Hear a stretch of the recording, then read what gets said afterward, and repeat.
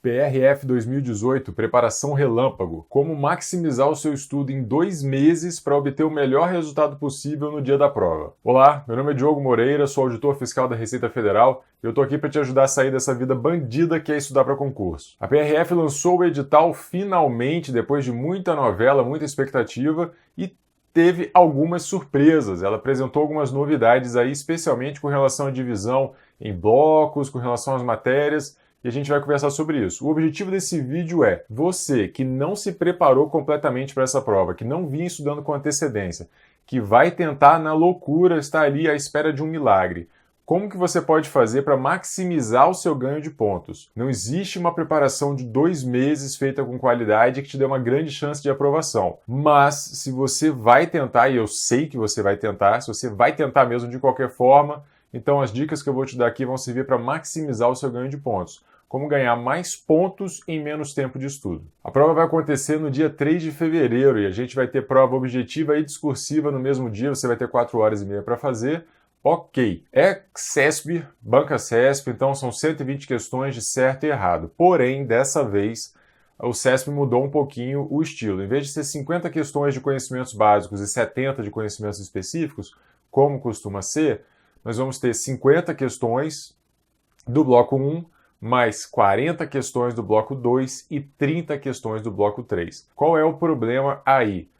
A distribuição das matérias. Antes, na verdade, isso até facilita um pouco que você enxergue a importância de cada matéria. Você tem um determinado número de matérias dividido por um determinado número de questões possíveis, você tira uma média e pronto. Você sabe quantas questões dá para esperar de cada matéria. Quanto mais dividido fica, mais fácil para você adivinhar quantas questões vai ter de cada uma. Eu vou trazer aqui o meu chute, a minha opinião de como vai ser dividida essa quantidade de questões para cada matéria, e isso vai servir para subsidiar a sua escolha de quanta carga horária dá para cada matéria. E ficou dividido mais ou menos assim. O bloco 1 tem 50 questões e as matérias são português, raciocínio lógico matemático, física, informática, geopolítica brasileira, ética e história da PRF. São 7 matérias dividindo 50 questões, dá uma média de 7 questões por matéria. Mas algumas matérias tendem a ter mais importância e outras menos.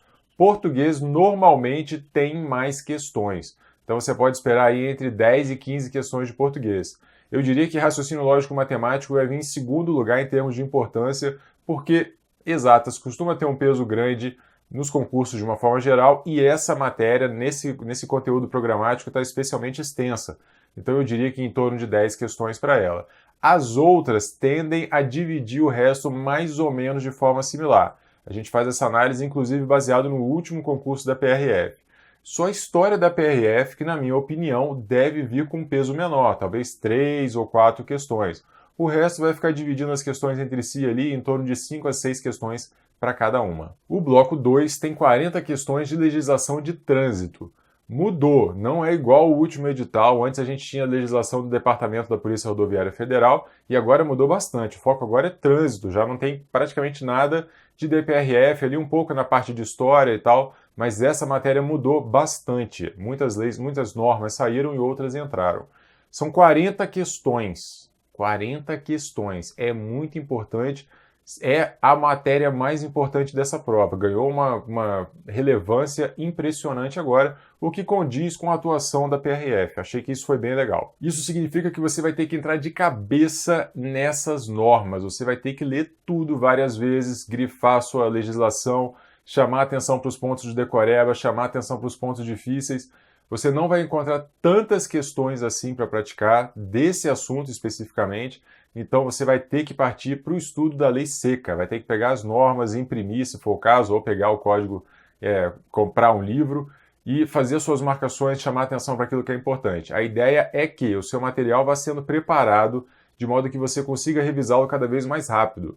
Na primeira leitura você vai grifar algumas coisas, talvez a lápis, para depois apagar as coisas que são mais fáceis, que você não deveria ter grifado, e assim você vai preparando o seu material. No final, você vai chamar a atenção de uma forma diferente para aquilo que é decoreba, para aquilo que você precisa ler e reler faltando 1 ou 2 semanas para você pegar todos os detalhes dessas leis e ir para a prova. 40 pontos, é disparado a matéria mais importante. E se você é um completo turista para essa prova, então é capaz dessa matéria te assustar um pouco, porque você vai gastar muito tempo com ela e nunca mais vai usar. Então, no estilo de preparação relâmpago, normalmente, para quem está começando muito do zero, eu sugiro priorizar algumas matérias que vão servir para outros concursos. É o caso de você focar mais em português, em constitucional, administrativo, em exatas, como raciocínio lógico matemático, em informática, que cai em muitas provas também, e na prova de conhecimentos específicos ali, além de bloco 3, né? Além de constitucional e administrativo, direito penal e processual penal são muito comuns na área policial,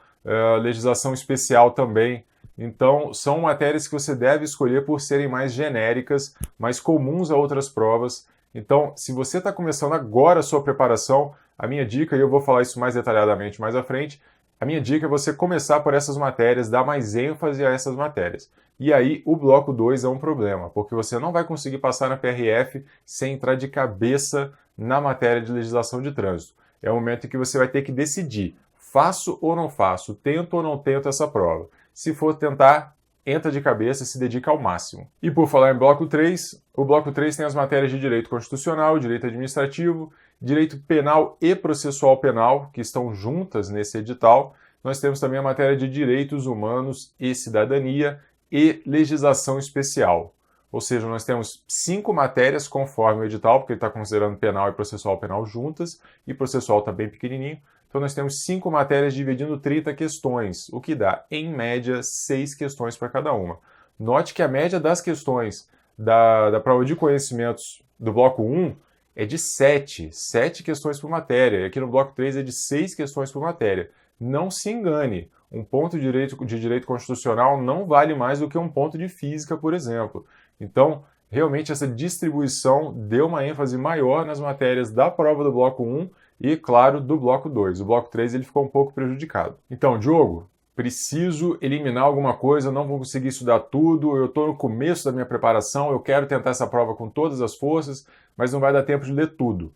Bom, 2 coisas têm que ser levadas em consideração. Como eu falei já, algumas matérias vão servir para outras provas e é mais interessante que você as estude agora, porque vai servir, né, vai ter esse legado para outros concursos.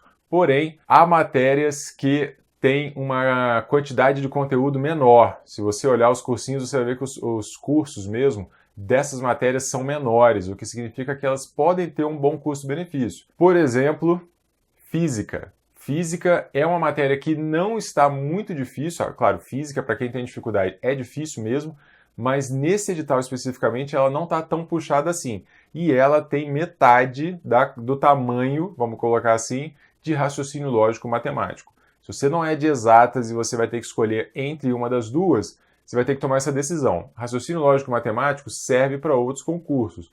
Porém, para essa prova da PRF, ela tem o dobro do tamanho de física. E física não está especialmente difícil. Talvez, se você tiver que escolher entre uma e outra, seja o caso de você estudar física e não estudar raciocínio lógico matemático. Diogo, e se eu não estudar nenhuma das duas? É possível. Eu já vi pessoas que deixaram de estudar 2 ou 3 matérias de uma prova do CESP e, enfim, conseguiram a aprovação. Porém, você tem que estar muito craque nas outras. Não adianta você falar, eu deixei essa matéria aqui em branco, então... Não, você está deixando uma matéria, está deixando de estudar uma matéria para você se dedicar às outras. É esse jogo de carga horária que vai ter que ir para um lado e para o outro para você maximizar o seu ganho de pontos nessa reta final. Uma matéria dessa prova do bloco 1 que você poderia deixar de lado se você for uma completa negação é informática. Informática tem um histórico de um peso menor e informática é difícil pra caramba. Se você não leva jeito para a coisa, você vai ter muita dificuldade para aprender e vai tomar muito tempo do seu estudo para aprender. Normalmente, quem tem dificuldade em informática tem que assistir videoaula, aquela coisa mais arrastada, mais demorada, não pega os detalhes, enfim, é uma bagunça. Pode ser que se você tiver que escolher uma matéria do bloco 1 para não estudar, a mais interessante dela seja informática, pelo trabalho que vai dar e pelos poucos pontos que vai render. Ética e História da PRF são as 2 menores matérias do bloco 1, não dá para você deixar de estudá-las, vale a pena. Pensando então nessa prova da PRF, naquele estudo na loucura, em busca de um milagre, eu sugiro que você se dedique à física e deixe raciocínio lógico matemático de lado. Mas, para não deixar raciocínio lógico matemático totalmente de lado, tem uma outra análise que você pode fazer. Eu estou incluindo no meu e-book uma análise estatística, quais os assuntos mais cobrados pelo CESP nas provas. Então, por exemplo, em raciocínio lógico-matemático, um quarto dos assuntos, né, se você pegar o conteúdo programático e dividir ele em assuntos de acordo com o site do Tec Concursos, por exemplo, um quarto dos assuntos costuma responder por 60% das questões. 25% dos assuntos responde por 60% das questões. O que significa que, se você estudar um quarto dos assuntos do edital, a chance é de que você consiga resolver em torno de 60% das questões. Isso é uma análise estatística feita olhando para o passado. Não dá para garantir nada com relação a essa prova. Mas o que eu estou querendo dizer com isso? Se dedique a 2, 3 assuntos de cada matéria, mesmo que você não vai estudar essa matéria, para você aumentar a sua chance de acertar algumas questões. Tem assuntos, por exemplo, que não caem nunca. Aquela coisa que você vai ler uma aula inteira, um capítulo inteiro do seu livro e não vai ter nenhuma questão. Que a chance é muito grande de não ter nenhuma questão. Então, não estuda esses assuntos. A priorização é feita com base nessa análise. Quem comprou meu e-book está recebendo essa atualização automaticamente. Se você tem interesse, clica no izinho aqui no alto ou no link na descrição para dar uma olhada no meu e-book. Tem a técnica completa de estudo nessa preparação relâmpago e tem uma planilha de controle de questões para você ver quais são os assuntos mais cobrados e focar nesses assuntos. E a planilha permite que você controle os seus acertos por assunto. Ah, hoje eu fiz 10 questões. Isso aqui é muito importante, mesmo que você não compre o e-book, não queira a planilha, esse tipo de postura, esse tipo de organização é muito importante. Faz questões por assunto, para você identificar em quais assuntos você está com mais dificuldade, ok? É muito importante para você conseguir definir, nisso aqui eu estou com um percentual de acerto pior, então eu vou dar uma olhada nesse assunto, vou dar uma revisada a mais nessa matéria aqui. Não deixe o seu estudo a esmo, fazendo questões aleatórias sem qualquer controle.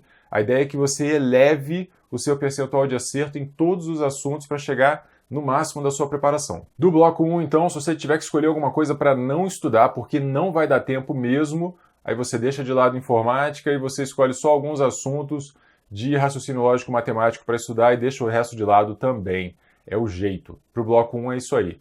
O bloco 3, com direito administrativo, constitucional, direito penal e processual penal, legislação especial e direitos humanos e cidadania, não é sem motivo, ela é a matéria menos importante dessa prova. Historicamente, ela costuma ter menos questões e é uma matéria que não cai em quase nenhum outro concurso. Então, assim, se você tiver que escolher uma matéria desse bloco para deixar de lado, para fazer aquele estudo focado nos assuntos mais cobrados e deixar para lá o resto, é direitos humanos, ok?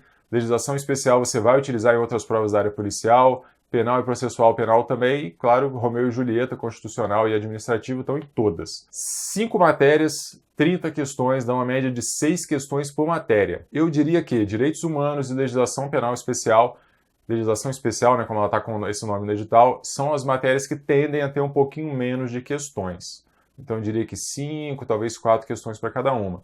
Constitucional e administrativo, 7 questões mais ou menos, penal e processual penal juntos, em torno de 8 questões. Esse é o meu chute, é dessa forma que eu distribuiria a minha carga horária de estudo baseado no peso esperado para cada matéria. Eu sei que é muita informação, lembrando que essas informações são todas por escrito no meu e-book, de forma organizada, com ciclo de estudo, com a planilha de controle de questões e a análise estatística também. Existem notas mínimas para cada bloco, mas esse mínimo é tão baixo, entre aspas, que se você não fizer, dificilmente você vai conseguir a aprovação. Então não se preocupa muito com isso não. Seu objetivo primário é ter uma nota boa na objetiva, de modo que a sua discursiva seja corrigida.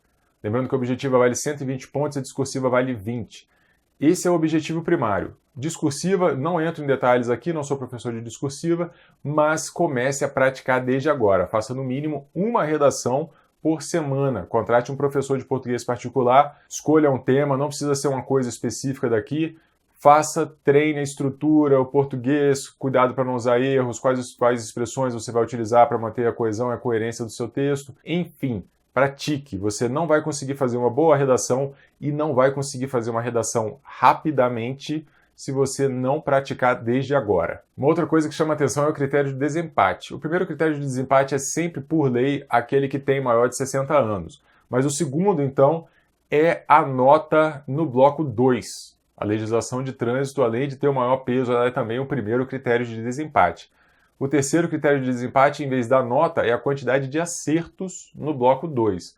Lembrando que cada questão certa você ganha um ponto, para cada questão errada você perde um ponto, então nota e quantidade de acertos não são a mesma coisa. Esse concurso vai ter também avaliação de títulos e curso de formação profissional e isso não te interessa agora, esquece essa porcaria, o seu objetivo é fazer a prova objetiva e discursiva boa. Foca nisso agora. E tem teste de aptidão física. Se você está completamente sedentário, começa a correr já agora. Desliga o YouTube, sai correndo de casa, põe o tênis antes, pelo menos, para não sair correndo descalço, mas já começa a praticar alguma coisa. Caminha muito fortemente no começo, se você está saindo do zero, senão já começa a dar uma corridinha, porque o teste de corrida não é fácil, ele é realmente a parte mais difícil. Existem outros, você vai ler o edital, procura um profissional para te ajudar com isso aí, porque tem gente que reprova. Aliás, tem gente que morre. Por favor, não morra no teste de aptidão física. Comece a praticar desde agora. Recapitulando, então, existem assuntos que são cobrados com mais frequência. Se você der prioridade a esses assuntos, para todas as matérias tem isso,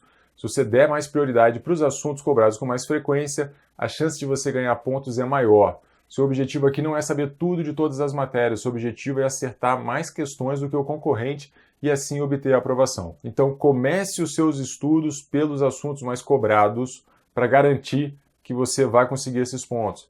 Leu tudo? Comece a revisão pelos assuntos mais cobrados. Não vai dar tempo? Deixe de lado alguns assuntos, foque nos assuntos mais cobrados. Isso vai aumentar a sua chance de ganhar pontos nessa prova. Leve em consideração também o tamanho de cada matéria, o tamanho da teoria que você vai ter que ler. Pode ser que uma matéria tenha o dobro do tamanho de outra e as duas tenham mais ou menos o mesmo número de questões, então o custo-benefício não é o mesmo. Você está apertado de tempo, você não se preparou com antecedência, tem que ler muita coisa ainda, foque nas matérias menores para que você ganhe, para que você maximize o seu ganho de pontos e não fique ali perdendo tempo. Tenha sempre essa visão mais pragmática do estudo. Foi assim que eu estudei, foi assim que eu fui aprovado na Receita Federal. Meu negócio era ler teoria, fazer questões, focar naquilo que a banca cobrava mais. Não passa em concurso quem sabe mais, passa quem acerta mais questões. É hora de você estudar focado, não vacilar nos próximos 60 dias até a prova. Desde o lançamento do edital foram 67 dias mais ou menos. Aumente a sua carga horária, reduza aquele negócio de revisões de 24 horas e 7 dias, tira isso. Seu objetivo é cobrir o máximo de teoria possível e praticar muitas questões. Se algumas matérias são mais focadas na lei seca, leia a lei seca, grife a lei seca, puxe, chame atenção para aqueles assuntos de decoreba. É essa postura que você tem que ter a partir de agora. Aproveite para assistir o meu vídeo sobre como fazer provas do CESP que está aparecendo na tela aqui agora. Se você gostou desse vídeo, clique em curtir, por favor, se inscreva no canal se você ainda não se inscreveu. Deixe seu comentário com alguma coisa que você concorda ou discorda, alguma coisa que eu deixei de falar aqui que vale a pena. E é isso. Muito obrigado e até a próxima.